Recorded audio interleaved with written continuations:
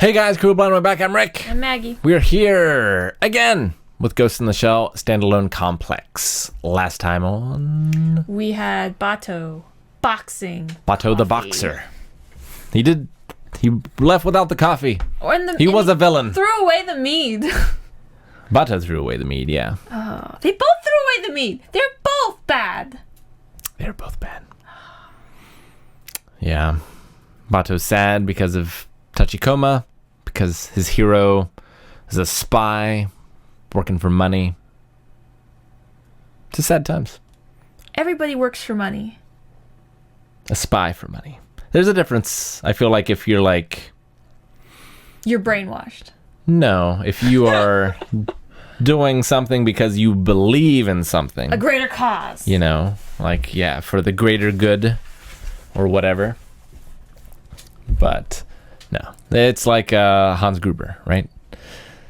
It's like he pretends, he says that he's doing it for all these political reasons and prisoners, but he's really just after the money. Okay, how about Han Solo? You know what? He'll be a hero, but at the end of the day, he really needs to get that money back to Jabba. He should have. Exactly! It would have solved so many issues for like a whole arc if he hadn't been captured and frozen. You know, they didn't know if he was coming back. I'm just worried we've had sad Bato. I don't want sad Togasa. Oh, no.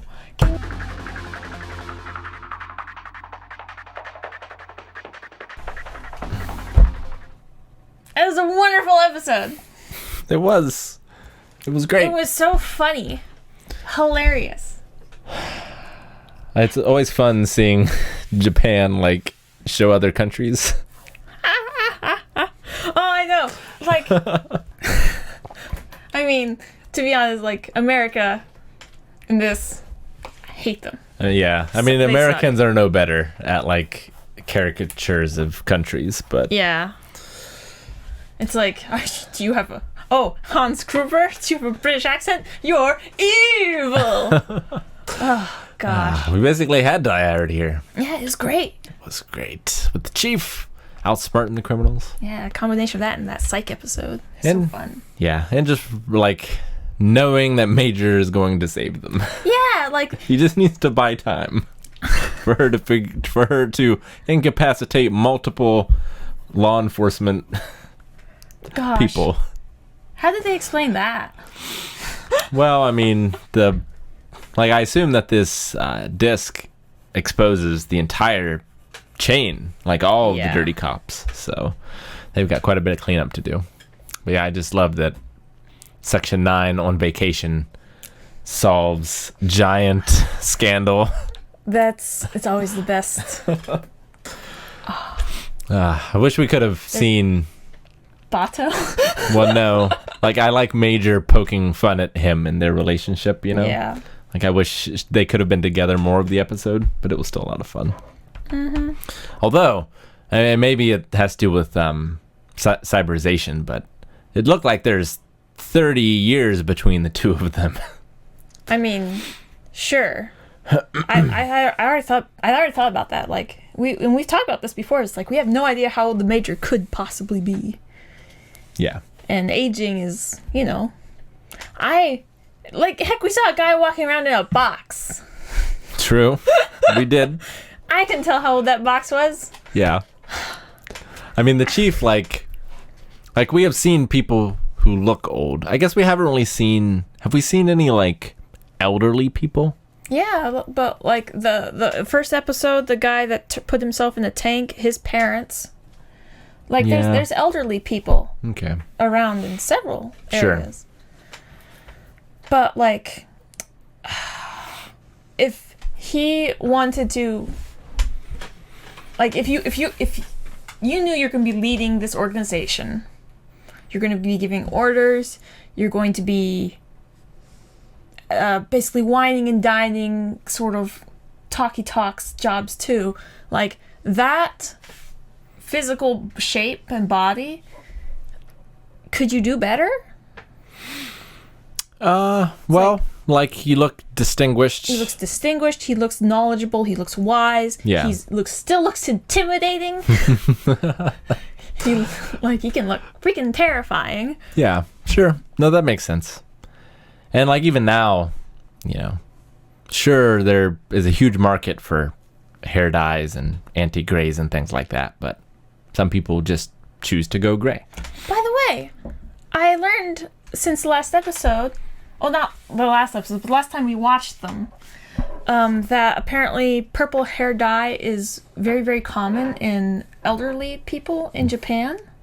Oh. Because, when people, they start graying and going white, oftentimes they'll, like, turn that, like, dirty yellow color.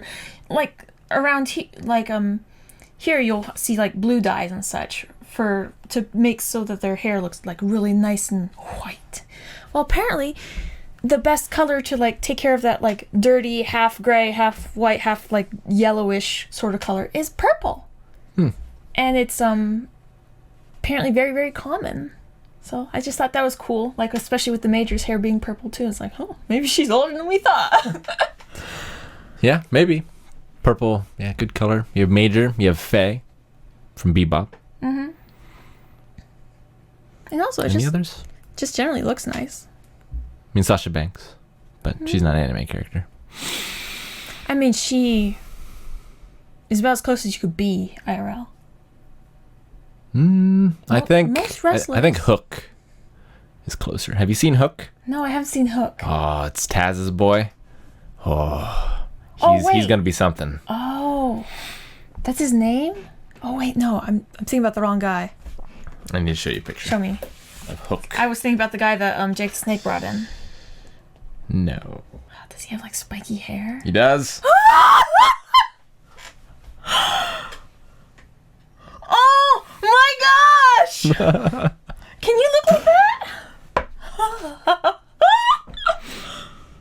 Hook hyperbole or hyperbole? Oh.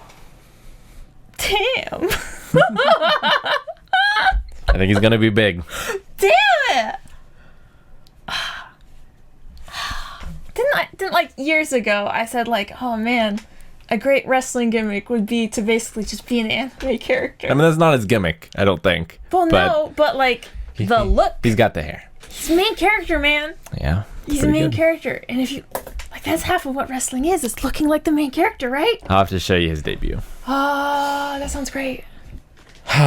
Speaking of looking like the main character, the Major switching suits and switching body sizes.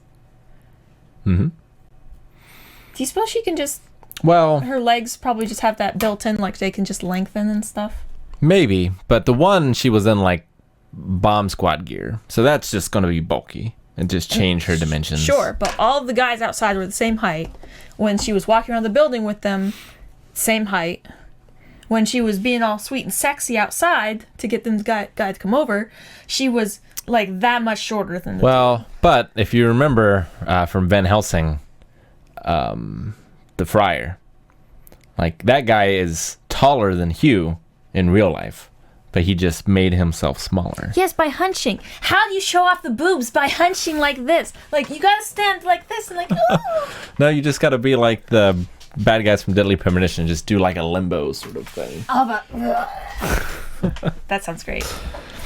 But Poison stands, I think she has telescoping legs, so that she can just switch between a couple different heights. Maybe it makes sense. We've never seen that. I feel like that would have come up in one of the fight scenes or something. I mean, it just seems like a lot that can go wrong. It might not be battle ready, and if she started actually having to fight in that outfit, maybe. Obviously, I think she's just a master of disguise, like Sherlock. So she was just walking on bricks. Shape. Well, I think when she was shopping, she was in heels. Yeah. So like. So you think she was in heels, in boots? She could have got lifts in her boots, new boots and lifts. How is it so hard to think that like there are okay, so they make these cool stilts for putting on drywall. They can make you can walk around like normally, and you can like move pretty quick and such, but I doubt you'd be able to fight in them very well. They would probably be bent easily because they're usually lightweight and made out of aluminum. So I would think that her legs would be able to extend. It'd probably like expose kind of like a weak point, like a place where it could maybe snap, or just a weak point basically. That she wouldn't want to fight with that necessarily. She'd want everything like, you know, standard compact. But just for like faking a different height or being a different size for a little bit to go undercover, it would work perfectly. Maybe. I like that idea. And I feel proud for having thought of it.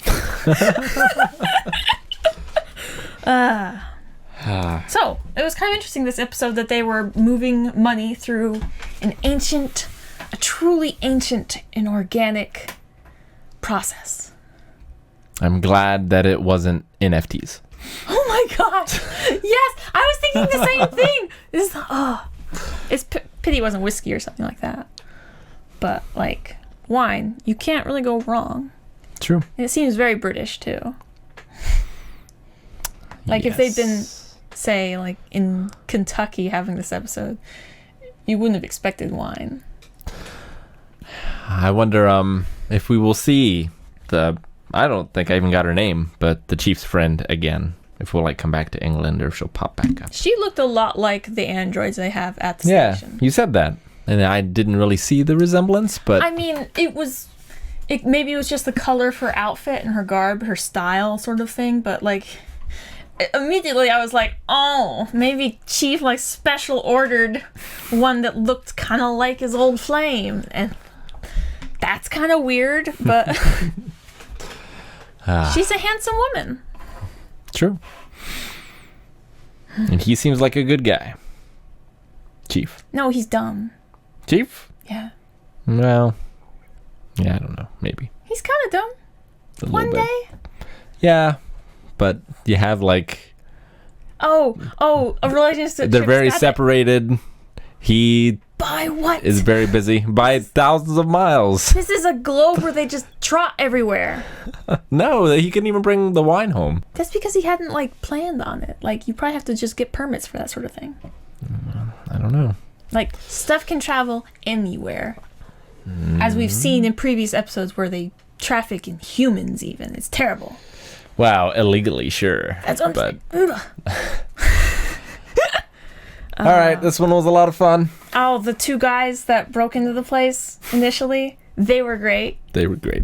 Nameless Man 1 and 2. I love that they listened to Chief. Well, like, I feel like that was actually, like, a big point in their favor because most, like, they were obviously low-level guys who knew just enough to get them in trouble, basically. Well, and they didn't kill the security guard. They just knocked him out. Mm-hmm. And they didn't kill these two. Like, I figured... High-stress situation. Panicking is, like, 90% of what the brain will do. Well, there's that, but, like, they saw their faces.